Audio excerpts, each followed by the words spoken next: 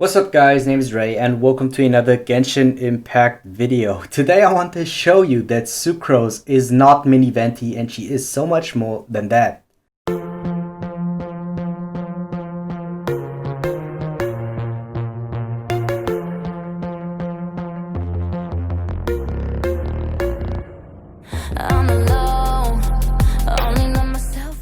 So before we go into any weapon recommendations, artifact builds, T builds and so on, I want to go over her talents first because I do think that they are not commonly known to all the people because Sucrose is a very underrated and underused character overall. Now I leveled up all her talents up to level 6. I think this is the most achievable way for the most players because other than that you are mostly capped to the weekly bosses after 6. So let's take a look at her normal attack. So she has a 4 attack combo which deals anemo damage because she is a catalyst user, and her charged attack deals AoE anemo damage. So her multipliers are the following. So she has a charged attack multiplier of 168%, which is pretty solid I would say, and her first hit deals 46.18%. So let's go a little bit in combat real quick just to show off like the animations. So 1, 2, 3, 4. So this is her whole combo. 1, 2, 3, 4. This is the whole combo, and of course her charged attack where she leans back a bit. Yeah, okay, let's go over her other talents. So we have the E ability, the stable anemo hypostasis creation, 6308, pretty strange name, but we are looking at the attributes. Creates a small wind spirit that pulls opponents and objects towards its location, launches opponents within its AoE and deals anemo damage. Multiplier also pretty high, 296% at level 6, but has a pretty high cooldown, 50 seconds. I want to go over this in a bit when we look at the constellations. Other than that, the Forbidden Creation, Isomer 75 Type 2. Sucrose hurls an unstable concoction that creates a large wind spirit while it persists. The large wind spirit will continuously pull in surrounding opponents and objects, launch nearby opponents, and deal anemo damage. Elemental Absorption, if the wind spirit comes into contact with Hydro, Pyro, Cryo, or Electro Energy, it will deal additional elemental damage of that type. Elemental Absorption may only occur once per use. Yeah, these are like the pretty important aspects on Sucrose. Let's go over her other talents that you cannot limit break. When Sucrose triggers a swirl reaction, all characters in the party with the matching element have their elemental mastery increased by 50 for 8 seconds. This one is pretty important. So Sucrose whole kit is based on elemental mastery. Elemental mastery is one of the most complex things in the game and misunderstood by a lot of people.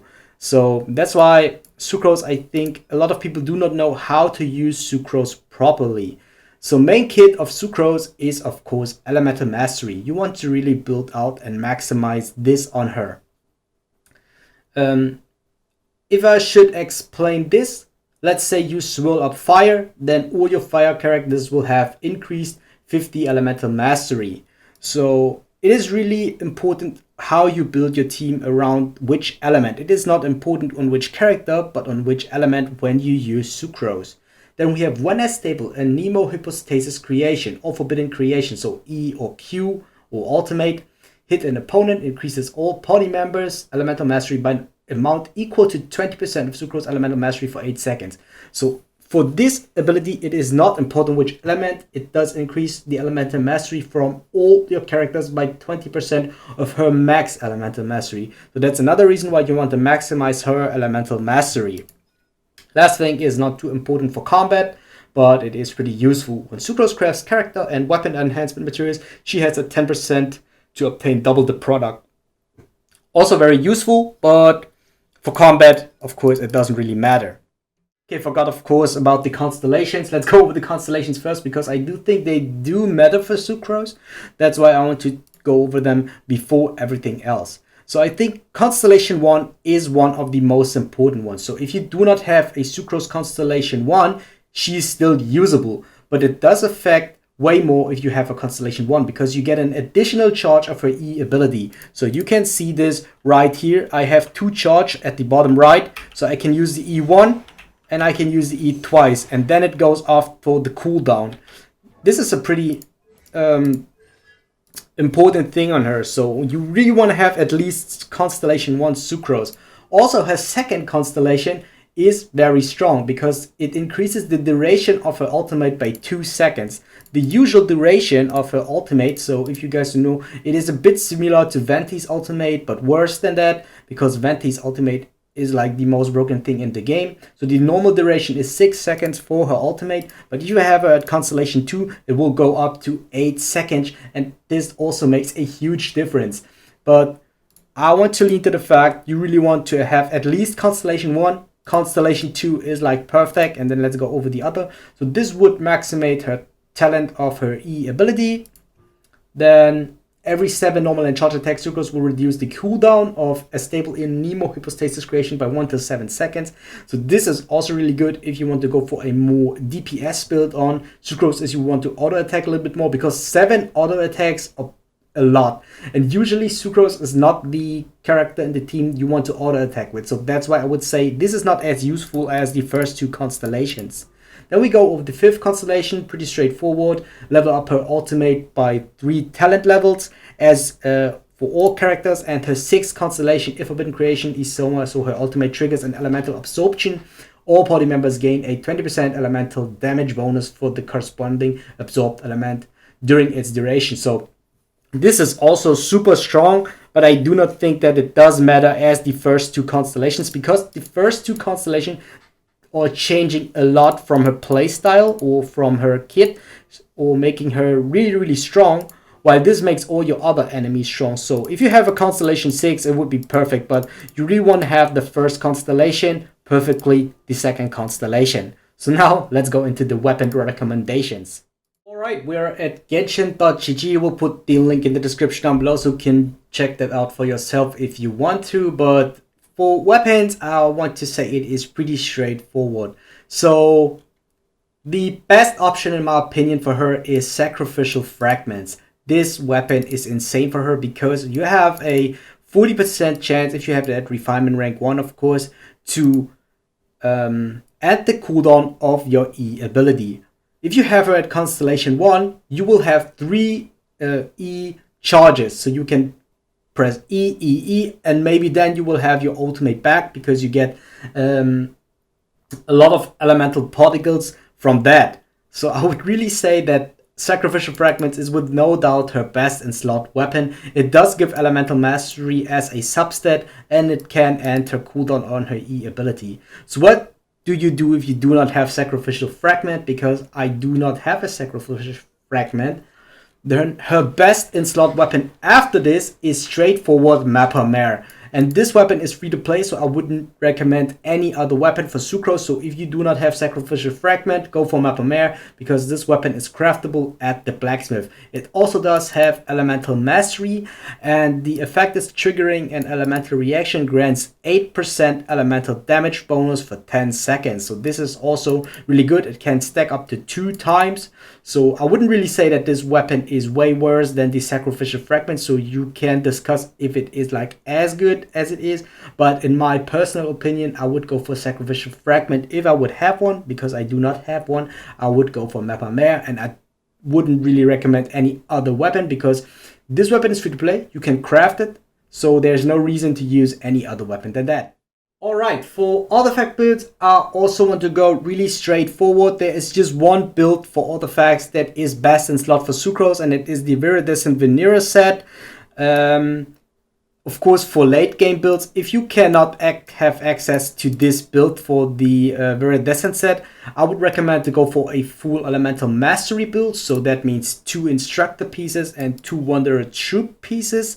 And if you cannot afford that, you can combine like Instructor with Exile, so like 2-piece Energy Recharge, 2-piece Elemental Mastery, or you go for 2-piece Elemental Mastery 2 times, which means 160 Elemental Mastery overall. Yeah.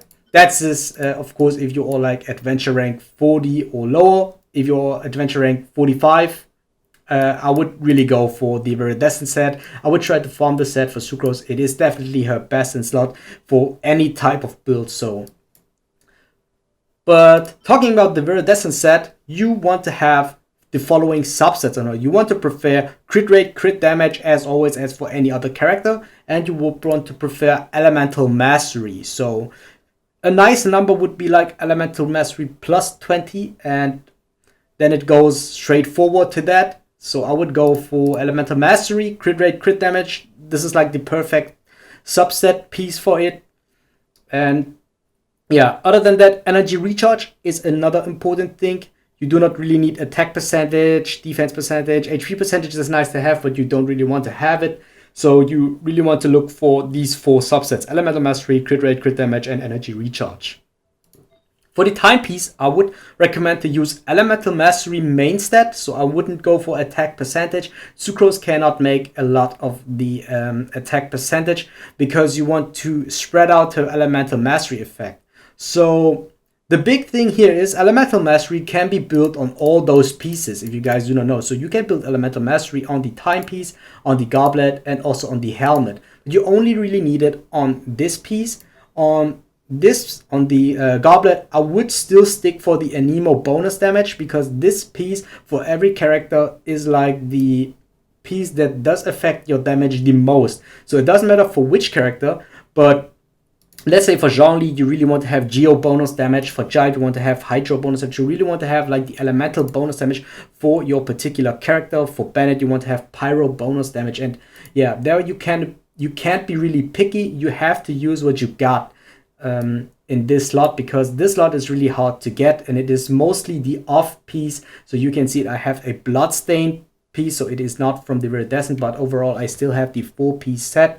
So you really want to have the full Anemo bonus damage. So this is like one of my best pieces. It does have crit damage and it has elemental mastery, like the perfect 2 stats for Sucrose. HP is nice to have. Crit rate would be the perfect one to fill that slot, but yeah, it is like still a very good piece. For the last piece, if you go for the Iridescent set, I would recommend crit rate or crit damage. If you have like very high rolls on all your pieces on crit rate, crit damage, if you feel like 50 crit rate and 100% crit damage, then you definitely can go for a elemental mastery piece on the last slot. So I think I have 1 elemental mastery piece. Okay, no, I do not have any elemental masterpiece. So, but yeah, if you have like very high crit rate and crit damage rolls on that piece, you still can go for a elemental mastery piece. But I think this seems a bit unrealistic to me. So I have like this piece, I have 26% crit rate and still 40 elemental mastery. So this is like at least what you want to have. You want to have at least 3 of your 4 stats. You want to have crit rate, energy recharge, elemental mastery, or crit damage. So you want to have at least 3 of these pieces. Let's take a quick look at her main stats. So we have 13,000 HP, 900 attack, 800 defense, and 290 elemental mastery, which is pretty low. Her weapon that I'm currently using is a Mapamar, because I said I don't have a sacrificial fragment. It is just level 70, a refinement rank 2, so we have a 10% elemental damage bonus buff and 91 elemental mastery. Looking at her substats, we have 47.9 crit rate, which is pretty good. It is nearly 50%, 90% crit damage, which is nearly 100%. It's not perfect, but it is alright for now. We have 150 energy recharge, so this could be a bit more, definitely. And we have 73% Anemo bonus damage. So I could potentially ascend the character to get some more Anemo bonus damage. So for Sucrose, it would be worth actually to ascend her to at least level 80, but it doesn't really take your resources. I want to show off Sucrose as how she is right now, and let's hop into some gameplay, or no, let's hop into some T-builds and then of course into some gameplay. Okay guys, the current team that I'm using with Sucrose is Child, Bennett, Sucrose, and Chinchu. So explaining this, Child as my main DPS, Bennett as my sub DPS, Sucrose and Chinchu all my utility supporters, while Bennett as my sub DPS is also my healer. So this team is like pretty straightforward. We have 3 4-star characters, so I think a lot of you guys can build this team, especially if Sucrose and Bennett are featured in Albedo's banner. So you will definitely see this video when Albedo's banner is out already, but for the time that video is recorded, I do not know if they are featured in Albedo's banner. Yeah, Other than that, Sucrose you can use with a lot of the team compositions, but the important thing on Sucrose is that you want to have elemental reactions in your team. So what you can do other than that is to use her along with Jean if you have a Jean. So you can do the elemental resonance for a Nemo elemental resonance, decrease the stamina consumption by 50% and increase your movement speed by 10%, and also it shortens the skill cooldowns by 5%, which is pretty useful for every character in your team. So this is like a other combination or a alternative version to Jean Venti, which is one of the strongest teams or strongest team parts in the game. Then you can put something in like ice and fire. So let's say Klee as a fire DPS character, and then like an ice support character, I would pick Biana. So in this team composition, I would run Klee as a main DPS, Jean as the sub DPS, Biana as the utility supporter and healer, secondary healer, and Sucrose also. So you will have the melt reaction in the team. So you really want to have some strong elemental reactions. I would recommend to go for Vaporize and Melt if you want to maximize your damage output. Other than that, Shinchu would be a super nice option. Shinchu does work with literally any fire character, is one of the best 4-stars in the game. You can also go for a more 4-star route, so you can do the same, except if you do not have Child, you can put in Jean. If you do not have Jean, you do not have to run double Anemo. You can also run double fire, picking up Klee and Bennett. If you do not have Klee, you still can use Shinyon. So there are a lot of different combinations as long as you put in elemental reactions. What if you don't want to run Vaporize or Melt? Even if there are the strongest elemental reactions in the game, you still can run any other elemental reaction that you want to. So I think she does work with literally a lot of different team compositions, which makes Sucrose a very good underrated character. So you literally can place her in any team that you like to. Yeah. Other than that, for the showcase, I want to show her off in my main team. So this is the team that I am currently using, and let's hop into some gameplay to show off what Sucrose can do. Okay guys, I want to start off like with these small enemies just to show you her abilities properly. So you can use E, so you can group these enemies in one place. Then you can use the second charge to group them again, and then you can see the damage. After you did this, I would swap back into your main DPS and kill off those enemies. So let's use Child because it is a bit faster than this. Okay, let's show off again against these. So you want to group him, so you stopped him. You can see the raw damage, it's 4k. You swap in the ultimate. And then you can trigger elemental reaction. But let me explain Sucrose ultimate a bit again. So we want to make use of this talent because this talent does only increase the elemental mastery of the characters that the swirl effect gets in. So if I do use it for the E ability and I swirl water, then all my water characters will have increased elemental mastery. And this also hits for the E ability, elemental mastery, by an amount of 20%. So we can try this out real quick. So I want to use Shinchu. Use the E, then I want to use the swirl effect, and I go back to Child, and then we want to look at his elemental mastery. So now his elemental mastery is 58, and let's see how it increases after we use the effect from Sucrose, who currently has 291 elemental mastery. Yeah. Okay. Okay, so you want to use this, use swirl effect, swap back the Child and look at his elemental mastery. It does increase to 166.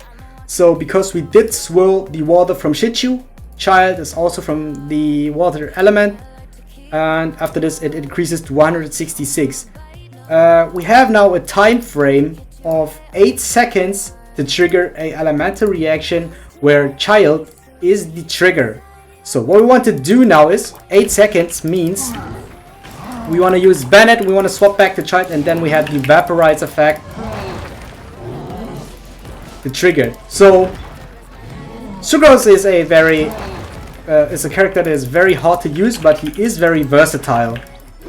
So you want to play around his elemental mastery kit, and let's see.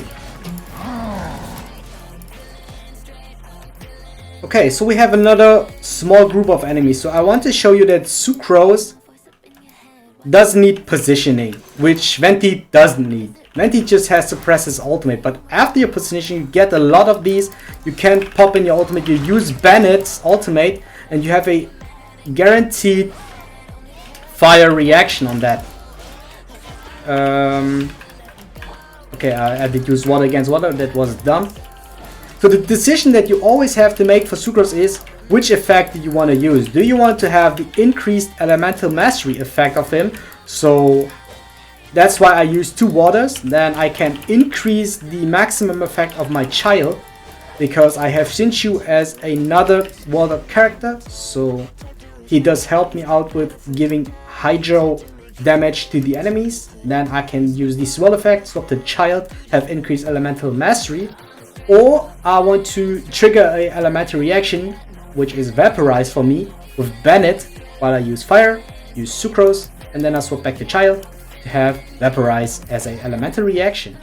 So I did prepare all the ultimates. We didn't use Sucrose at all, so we can take a quick look. Elemental mastery is still 86, child 58. So okay, her elemental mastery was actually 86. So it didn't affect from Sucrose, but no problem on that one. Okay, let's use child to break the shield real quick. Let's use this, and now we want to be fast. We want to trigger it as the water effect. 194, so you can see the increase this time.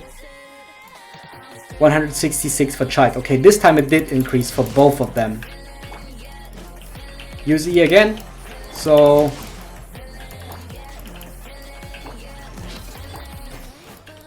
yeah, you can see like the attack. Let's use charged attack.